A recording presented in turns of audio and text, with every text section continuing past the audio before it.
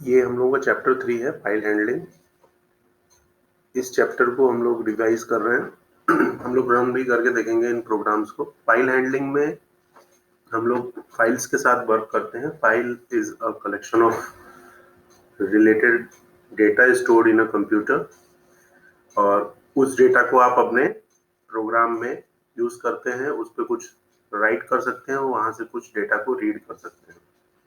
इसमें एक वर्ड आएगा स्ट्रीम। स्ट्रीम का मतलब होता है it is a basically sequence of bytes that is used for reading and writing the contents from the file, और हम अपने प्रोग्राम्स में उस डेटा को डायरेक्टली यूज कर सकते हैं। बेसिकली फाइल हैंडलिंग में जो डेटा फाइल्स होती हैं वो दो तरीके की होती हैं। एक होती है हमारी टेक्स्ट फाइल और दूसरी है हमारी बाइनरी फाइल। तो टेक्स्ट फाइल जो है उसमें हम ASCII फॉर्मेट में डेटा को रखते हैं, American standard code for information interchange. और इसमें जो लाइन होती है वो टर्मिनेटेड होती है by the special character, this is called EOL, end of line characters. Internal translation take place when the EOL character is read और रिटन। लाइन इससे हमें पता लगता है कि एंड होती है, slower than binary file. Binary file इससे फास्टर होती हैं। इसमें जो हम डेटा स्टोर करते हैं वो in the form of 0 and 1 होते हैं। इसमें EOL यूज नहीं होता, डिलिमिटर्स यूज नहीं होते हैं, ट्रांसलेशंस नहीं होता है, और ये फाइल्स जो होती हैं वो मच मच फास्टर होती हैं in comparison to text files. तो अब हम लोग सबसे पहले टेक्स्ट फाइल को डील करेंगे, टेक्स्ट फाइल को बनाएंगे, और उसके बाद हम लोग बाइनरी फाइल को बनाएंगे। तो सबसे पहले हमें किसी भी फाइल से डील करने से पहले दो चीजें याद रखनी है। एक तो फाइल को ओपन करना और दूसरा क्लोज करना। फाइल को जब हम ओपन करते हैं तो हमें ओपन मेथड यूज करना पड़ता है, ये हाईलाइट किया है मैंने। इसका जो जेनरिक सिंटेक्स है, जब भी आप किसी फाइल को ओपन करेंगे तो the name of function is open, this is a name of file. File का नाम होगा जो .txt एक्सटेंशन के साथ होगा, और ये होगा मोड। मोड ये डिसाइड करेगा कि आप उस फाइल को किस मोड में ओपन कर रहे हैं। उसको रीड करने के लिए ओपन कर रहे हैं कि राइट करने के लिए ओपन कर रहे हैं कि रीड एंड राइट दोनों के लिए ओपन कर रहे हैं। तो this is a generic syntax, और ये सबसे इंपॉर्टेंट चीज है, दिस इज अ ऑब्जेक्ट। ये ऑब्जेक्ट ये डिसाइड करेगा कि जिस फाइल को आपने ओपन किया है एक तरीके से उसका एक्सेस राइट आपके पास आ जाएगा। अगर वो रीड मोड में है तो आप उसको इस पर्टिकुलर फाइल ऑब्जेक्ट के थ्रू आप उसको एक्सेस कर सकते हैं, रीड कर सकते हैं। राइट में है तो राइट भी कर सकते हैं, और रीड एंड राइट में है तो दोनों ऑपरेशंस को पैरेलली परफॉर्म कर सकते हैं। एक एग्जांपल हम लोग देखेंगे। जैसे कोई भी फाइल है, अगर वो हमारे डेस्कटॉप पे पड़ी हुई है और उस फाइल का नाम है, मान लीजिए book.txt। book.txt नाम की फाइल है जो हमारे डेस्कटॉप पे पड़ी हुई है। हमने उसको ओपन कर लिया। अभी हमने यहाँ पे कोई मोड रिप्रेजेंट नहीं किया। अक्सर हम लोग रीड और right mode, R means read और W मीन्स राइट होता है। हमने यहाँ पे कोई मोड नहीं लिखा, तो ये फाइल जो हमारी ओपन होगी, आप डायरेक्टली भी कर सकते हैं, कोई जरूरी नहीं कि आप मोड को वहां पे मेंशन करें। और अगले वाले कोड में इस तरीके से उसने लिखा है कि फाइल F ऑब्जेक्ट बनाया है जिसका नाम F है, ओपन book.txt और RT। R का मैंने मतलब अभी आपको बता ही दिया, this is indicates for read mode, and T indicates text files. वैसे आपने .txt लिख दिया तो ये भी एक इंडिकेट कर रहा है कि वो टेक्स्ट फाइल ही होगी। तो अगर आपको फाइल को क्लोज करना हो तो उस फाइल के ऑब्जेक्ट का नाम, जैसा कि आपने यहाँ पे F लिखा था तो F डॉट क्लोज कर दीजिए। तो उस फाइल से रिलेटेड जो भी हमारे ऑपरेशंस होंगे वो वहीं पे खत्म हो जाएंगे, वो फाइल वहीं पर क्लोज हो जाएगी। हमारे पास बहुत सारे मोड्स हैं, जैसे हमने यहाँ पर ये जो मोड लिखा था RT, तो ये टेक्स्ट फाइल के केस में आप T लिखना कोई जरूरी नहीं है, आप R भी लिख सकते हैं, that indicates for read, W indicate for right, A indicate for append. Append का मतलब ये होता है कि आपकी फाइल में कोई डाटा पहले से पड़ा हुआ है और आप उसके अंदर कुछ और डेटा इंसर्ट करना चाहते हैं, लेकिन आप नहीं चाहते कि पुराना डेटा आपका लॉस हो, तो उसके लिए जो हम मोड यूज करते हैं वो अपेंड मोड यूज करते हैं। एक होता है R प्लस। R प्लस का मतलब होता है रीड एंड राइट। पहले वो रीड करेगा और फिर राइट ऑपरेशन परफॉर्म करेगा। W प्लस का मतलब W प्लस भी बिल्कुल उसी तरीके से राइट एंड रीड के लिए है, बट अगर फाइल, इसमें देखिए क्या लिखा है, read and write file if is created if does not exist, इसमें वो फाइल को क्रिएट कर देता है। और पहले वाले में जो रीड होता है उसमें वो फाइल को क्रिएट नहीं करता। जब भी आप कोई राइट ऑपरेशन परफॉर्म करने जाएंगे और अगर वो फाइल पहले से एग्जिस्ट नहीं कर रही हो तो उसके नाम से एक नई फाइल क्रिएट कर देंगे। लेकिन रीड ऑपरेशन में ऐसा नहीं होता है। Append mode same, append new data करने के लिए रीड एंड राइट मोड में। तो ये सारे मोड्स हैं, डिफरेंट टाइप ऑफ मोड्स हैं जिनको हम लोग अपने प्रोग्राम्स में यूज करेंगे। स्टेप्स क्या हैं? सबसे पहला स्टेप जो है फाइल को रीड करना, read the data from the file, write the data to a file. अगर हमारे पास कोई डेटा है तो हम फाइल में राइट करें, अपेंड करें, डिलीट करें। ये सारे ऑपरेशंस हैं जो हम उनके ऊपर परफॉर्म कर सकते हैं। मतलब अपनी फाइल से हम डेटा अगर कुछ पहले का पड़ा हुआ है वहां से हम डेटा को ले भी सकते हैं। अगर कोई नया स्टूडेंट आ गया है तो उसको वहां पर राइट भी कर सकते हैं। राइट करेंगे, राइट और अपेंड में डिफरेंस ये है कि अगर हम राइट करते हैं तो हमारा पुराना डेटा लॉस कर देते हैं, इसीलिए हम राइट को अक्सर न्यू फाइल्स के साथ ही यूज करेंगे। लेकिन अगर कोई डेटा हमारे फाइल में पहले से पड़ा है तो हम प्रेफर करेंगे कि अपेंड हो। राइट करने के बाद हमेशा डेटा को अपेंड करना होगा। और डिलीट, डिलीट अगर आप करते हैं तो पूरा का पूरा डेटा आपका लॉस कर जाएगा। तो अगर आप फाइल को रीड करते हैं तो ये कुछ ऑपरेशंस हैं आपके सामने। सबसे पहला है रीड, फिर है रीड लाइन और फिर है रीड लाइंस। रीड जो होता है वो सारा का सारा डेटा एक बार में आपका पूरा का पूरा फाइल का डेटा एक बार में ले आ देता है और आप किसी भी वेरिएबल में उसको स्टोर करा सकते हैं। स्ट्रिंग टाइप के वेरिएबल में स्टोर करा सकते हैं और फिर वन बाय वन करके उसको रीड बहुत इंपॉर्टेंट फंक्शन है। रीड लाइन, ये एक बार में एक लाइन को रीड करता है। और दूसरा रीड लाइंस, ये पूरी जितनी भी आपके फाइल में लाइंस होंगी, जैसे लाइन नंबर 1 जो होगी वो लिस्ट का पहला आइटम हो गया। यानी अगर लिस्ट का नाम L1 है तो L1 ब्रैकेट में 0 अगर आप लिखते हैं तो पहला एलिमेंट हो गया। पूरे के पूरे लिस्ट के फॉर्मेट में डेटा को रिटर्न करा देता है। ये रीड लाइंस होते हैं। अब हमारे पास कुछ स्टेप्स हैं और एक छोटा सा प्रोग्राम है, हम उसको बनाते हैं।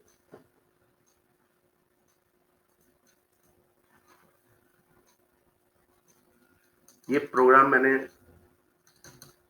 सेव किया था। मैंने कुछ नहीं किया है, मैंने एक फिन नाम का ऑब्जेक्ट बनाया है।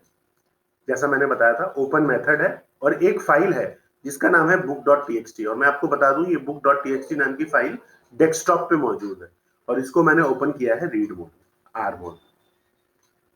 और मैंने क्या, जैसा आपको बताया कि पहला वाला मेथड था fin.read। fin.read क्या करेगा, जितना भी डेटा आपका वहां पे पड़ा हुआ है उन सारे डेटा को एक बार में रीड कर ले।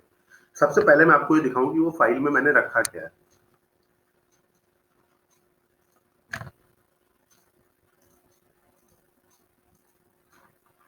ये देखिए book.txt नाम की फाइल है।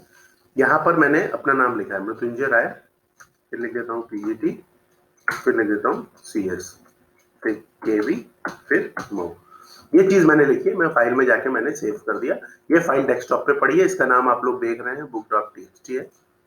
फिर से मैं वापस अपने प्रोग्रामिंग एडिटर पे आ जा रहा हूँ। यहाँ पे स्क्रीन को थोड़ा मैक्सिमाइज कर लेते हैं। यहाँ पे आप देख रहे हैं वही फाइल है। अब मैं इसको रन करने जा रहा हूँ।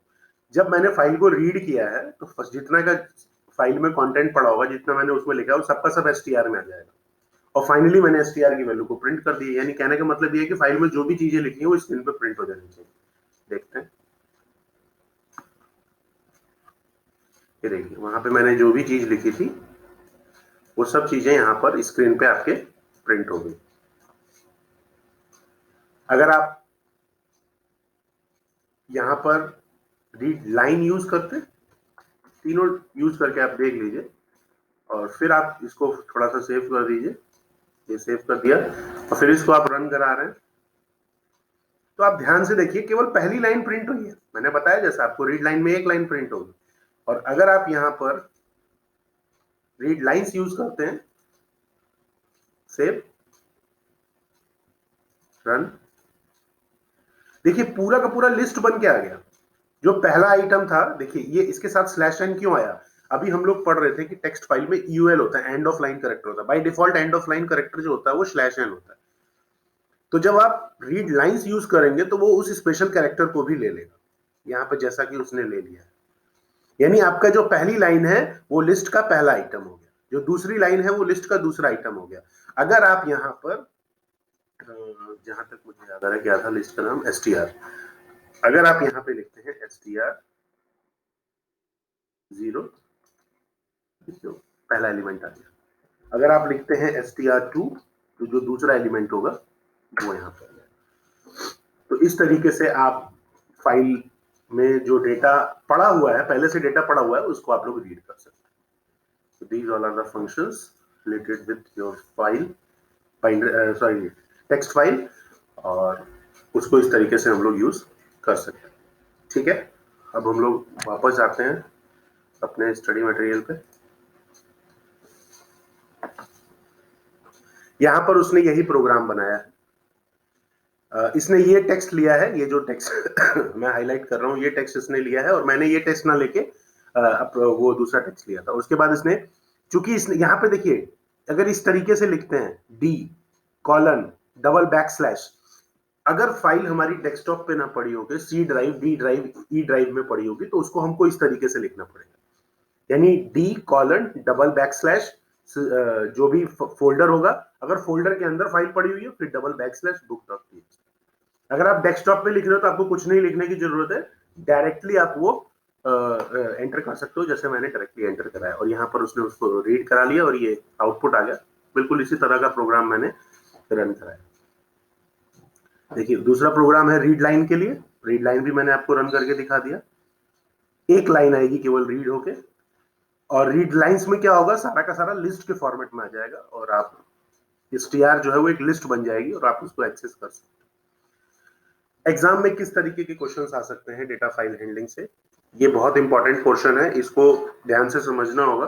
हाँ, एक क्वेश्चन हमारे सामने ये आ गया कि एक फाइल आपके पास पहले से बनी हुई है, to count the number of characters from a file. आपकी फाइल के अंदर कितने नंबर ऑफ कैरेक्टर्स मौजूद हैं, जैसे मैंने जो लिखा था पूरा वो मृत्युंजय राय पीजीटीसीएस के भी वो अलग अलग लाइंस पर, अब वो पूछ रहा है how many number of characters in your file.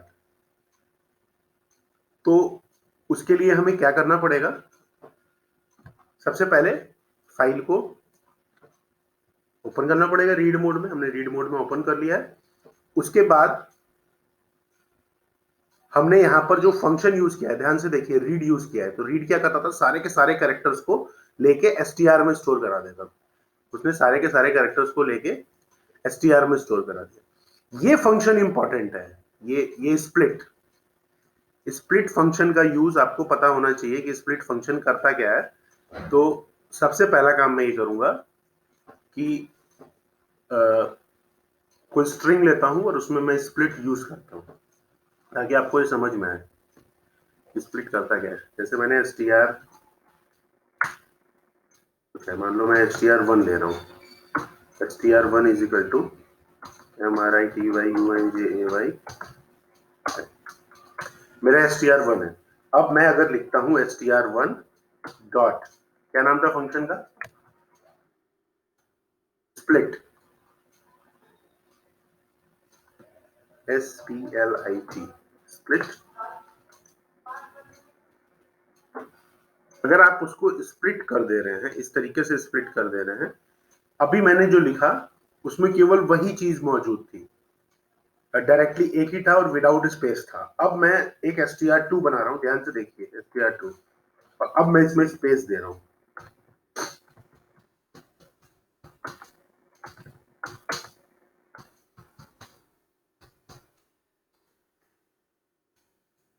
और सेम फंक्शन यूज कर रहा हूं। अब ध्यान से देखिएगा, जहां जहां स्प्लिट का मतलब ये हुआ, स्प्लिट के ब्रैकेट में तो मैंने कुछ डाला नहीं है, तो वो बाय डिफॉल्ट क्या करेगा कि जहां जहां पर स्पेस मौजूद होंगे, देखिए उन सबको वो अलग अलग कर देगा। जैसे ये इसमें मृत्युंजय जो है वो लिस्ट का पहला आइटम बन गया, ये दूसरा आइटम बन गया, ये तीसरा आइटम बन गया। स्प्लिट की एक और खासियत है, अगर मैं यही स्प्लिट दोबारा यहां पर यूज करूं और यहां पर मैं कोई स्पेसिफिक कैरेक्टर एंटर करा दूं, मान लीजिए जैसे मैंने एंटर करा दिया आई, और फिर यूज करूं, तो वो आई पे स्प्लिट कर देगा। देखो MR आई पे स्प्लिट कर दिया। अब आपको समझ में बात आ गई होगी कि हम लोगों ने जिस तरीके से स्प्लिट किया, मतलब इसमें अगर हम कुछ भी नहीं एंटर करेंगे तो स्पेस पे करेगा स्प्लिट। और अगर हम कोई कैरेक्टर एंटर करते हैं तो उस कैरेक्टर को जैसे ही फाइंड करेगा वो स्प्लिट कर देगा, यानी उस कैरेक्टर को कहिए तो हटा देगा और उसके बाद वाले को तब तक लेता रहेगा जब तक वो दोबारा उस तरह का कोई कैरेक्टर हमें नहीं मिल जाता। ठीक है,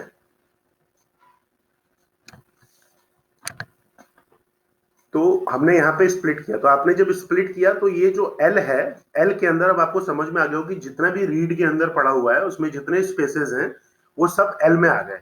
यानी पहला आइटम वो हो गया जो, जैसे मैंने लिखा मृत्युंजय राय, मृत्युंजय स्पेस राय, तो मृत्युंजय जो हो गया वो पहला कैरेक्टर हो गया और फिर राय जो हो गया वो दूसरा हो गया। फिर केवी मऊ लिखा तो केवी तीसरा हो गया, मऊ चौथा हो गया, इस तरीके से सब हो गया। एक मैंने वेरिएबल लिया जिसको मैंने शुरू में जीरो कर दिया, शुरू में मैंने उसे जीरो मान लिया। एक फॉर लूप चलाई, फॉर आई इन एल, आपको पता है फॉर लूप जब भी हमारी चलती है लिस्ट, तो लिस्ट का पहला आइटम आई में चला जाएगा। पहला आइटम क्या है? पहला आइटम है पूरा मृत्युंजय। ठीक है, तो पहला वो पूरा का पूरा यहां आएगा। उसके बाद आप क्या करेंगे, काउंट कैरेक्टर जो कि जीरो था equal to count character plus length of I, जितनी उसकी लेंथ होगी वो पूरा का पूरा आप काउंट कर लेंगे और इसमें ऐड कर देंगे।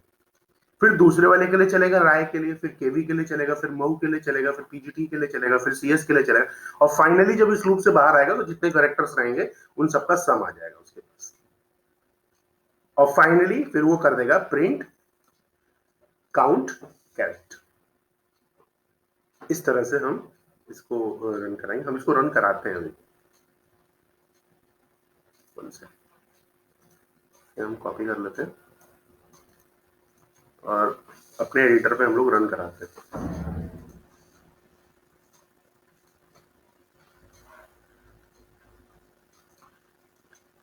इसी में रन कराते हैं।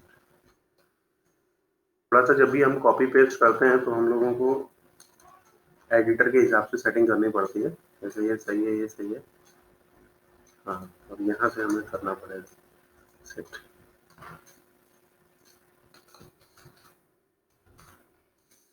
डिफॉल्ट कैरेक्टर बार बार लेंथ ले रहा है और सेव रन करते हैं। देखिए 23 साइज बता दिया। अब आप में से कोई कहेगा कि सर हम क्यों नहीं पहली बार में ही हम लोगों ने साइज ले लिया।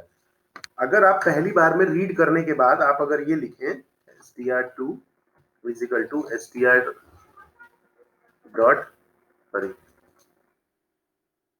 लेंथ str, अगर मैं ये जो मैंने रीड फंक्शन यूज किया था यहीं पर मैं ये जो str मेरे पास आया, अगर मैं इसी की पूरी लेंथ कैलकुलेट कर ले रहा हूं यहाँ पर str2 में, और जब मैं प्रिंट करा रहा हूं तो देखिए पहले तो मैं काउंट कैरेक्टर करा रहा हूं जो मैंने फॉर लूप से कराया, और कॉमा करके वो str2 वाला भी करा ले रहा हूं, यानी रीड में जितने टोटल कैरेक्टर हैं वो भी रीड करा रहा हूं रन। अब देखिए सेव कर ले, देखिए दोनों में क्या डिफरेंस आएगा। दोनों में डिफरेंस ये आया कि हमने कैरेक्टर जो काउंट किया वो 23 आए, लेकिन जब आपने रीड फंक्शन कॉल किया तो 28 आए। क्यों? क्योंकि उसमें आपको उसमें और भी स्पेशल सीक्वेंसेस भी थे, स्पेसेस भी थे, जिसको इसने स्प्लिट की हेल्प से हटा दिया। तो स्प्लिट अगर आप ऐसे कहें कि पूरे फाइल की लेंथ क्या है, तो लेंथ आप बता सकते हैं कि उसकी 28 है इंक्लूडिंग द स्पेसेस। लेकिन अगर आप कहें कि उसमें वेल डिफाइंड कैरेक्टर्स कितने हैं एक्सक्लूडिंग द स्पेसेस, तो आप उसको इस तरीके से काउंट कर सकते हैं 23। तो ये प्रोग्राम हमारा इस तरीके से बनेगा। नेक्स्ट में बोल रहा है count the number of words in a file. अब उसको करना क्या है, ये तो बहुत आसान हो गया। अभी आपने जब कैरेक्टर्स काउंट किए, आपको कह रहा है कि आपको वर्ड्स काउंट करना है। सिंपल है, यहां पर ये वाले क्वेश्चन में आपने लेंथ फंक्शन यूज किया था, तो आपने पूरे के पूरे की लेंथ ले ली थी। अब आपको कुछ नहीं करना, केवल वर्ड्स को शुरू में जीरो कर देना है, और जब फॉर लूप में पहली बार में मृत्युंजय आएगा तो उसको +1 कर देना है, फिर राय आएगा तो वो 2 हो जाएगा, फिर इस तरीके, यानी आपको वर्ड्स काउंट करना है। हमें अपने प्रोग्राम के अंदर बस ये चेंज करना है कि हमने जो ये लेंथ कैलकुलेट की थी, अब हमें लेंथ कैलकुलेट नहीं करनी है, अब हमें वर्ड्स कैलकुलेट करना, बस +1 लिखना होगा इसके अंदर। अभी वो बता देगा कि how many number of words in your file run. ये देखिए, वो चूंकि ये इसने ऐसा इसलिए किया क्योंकि मैंने str2 भी यहाँ प्रिंट कराया है, इसको हटा देते हैं तो वर्ड्स आपको पता लग जाएंगे कितने हैं। File, save, run. ये देखिए 6 वर्ड्स हैं, आप काउंट कर सकते हैं। अगर आप उसमें काउंट करेंगे तो टोटल नंबर ऑफ वर्ड्स जो हमारे 6 ही हैं। तो इस तरीके से आप इसको रन करा सकते। नेक्स्ट,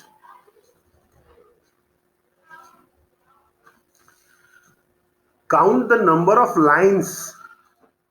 सिंपल है, लाइंस के लिए तो हमें रीड लाइन फंक्शन यूज करेंगे। हम रीड लाइंस फंक्शन को यूज करेंगे और सीधा str की लेंथ कैलकुलेट कर लेंगे तो आ जाएगा हमारा कितनी लाइंस। ये तो सिंपल सा प्रोग्राम हो गया। नहीं तो इसने आपने इसमें क्या किया है, इसने लैन फंक्शन यूज ना करके फॉर लूप चला दिया और +1 कर दिया, जैसे हमने वर्ड्स में किया। लेकिन आप इसको और आसानी से कर सकते हो, str की सीधा लेंथ भी कैलकुलेट कर सकते हो तो आ सकता है। अब पूछ रहा है count the number of vowels. Vowels कौन से होते हैं? A E I O U। लेकिन एक बात ध्यान रखिएगा, अगर वो वॉवेल्स कह रहा है तो वो कैपिटल में भी हो सकते हैं और स्मॉल में भी हो सकते हैं। तो हम कैसे बनाएंगे प्रोग्राम को? फाइल को रीड कर लिया और फॉर आई इन str, अब सारे वर्ड्स आ जाएंगे आपके पास। जब आप फाइल को रीड कर रहे हैं, देखिए अब अंतर क्या आएगा। इससे पहले हम स्प्लिट करते थे तो स्प्लिट में वो वर्ड्स में डिवाइड हो जाता था।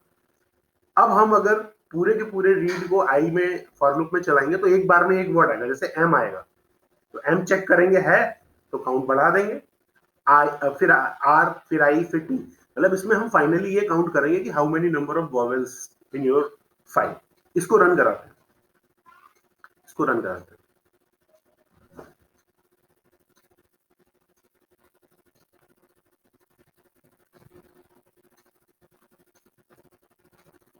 हमें बनाना है कि कितने वॉवेल्स हैं, ठीक है।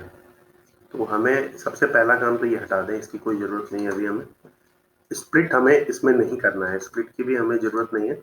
हमने एक वेरिएबल को ही छोटा सा बना देते हैं सी, इसको हमने शुरू में 0 दे दिया, ठीक है। अब यहाँ पर एल की जगह हमको str लिखना होगा। अब हमारे पास एक बार में एक वर्ड आता रहेगा, ये लाइन हमें यहाँ से हटानी पड़ेगी। और हमें चूंकि ये चेक करना है तो इफ आई, मैं इससे भी बेहतर यूज करूंगा इन।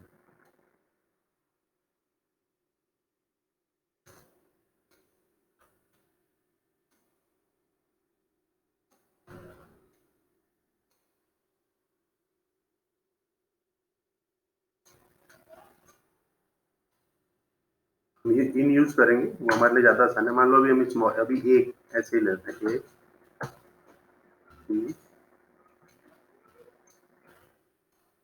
आई ओ, ये मान लेते हैं कि हमने सब स्मॉल में डाला। अगर कैपिटल में डाला तो हमें कैपिटल भी लिखना पड़ता है इसमें।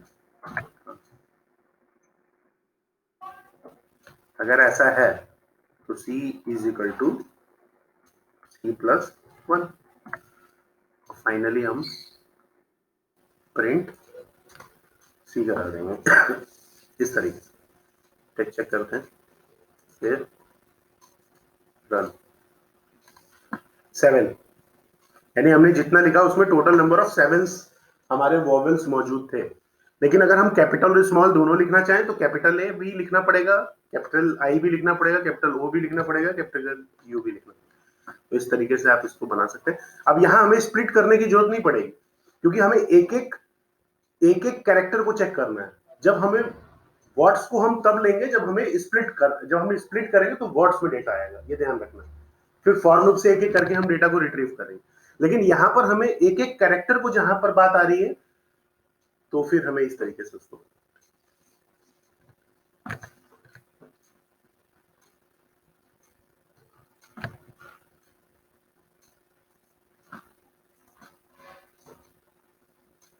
ये क्वेश्चन बहुत अच्छा है, ये आपके सामने है।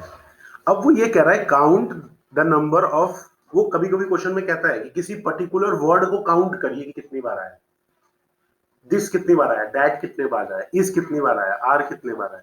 तो उसके लिए आपको वर्ड काउंट करना होगा, तो ऑब्वियसली बात है आपको स्प्लिट करना पड़ेगा। आपने स्प्लिट कर दिया, वर्ड्स में आ गया, फॉर लूप चलाई, if I double is equal two is. अगर 2 कहता है कि इज और आर कितने हैं, I double equal two is, और फिर उसमें आप और आर लगा दो, दोनों को काउंट कर लो कितने, दोनों को अलग अलग भी काउंट कर सकते हो आप। तो इस तरीके से आपको इन क्वेश्चंस को करना है। ये जितने भी क्वेश्चंस मैंने आपको बताए हैं ये सब के सब टेक्स्ट फाइल के हैं।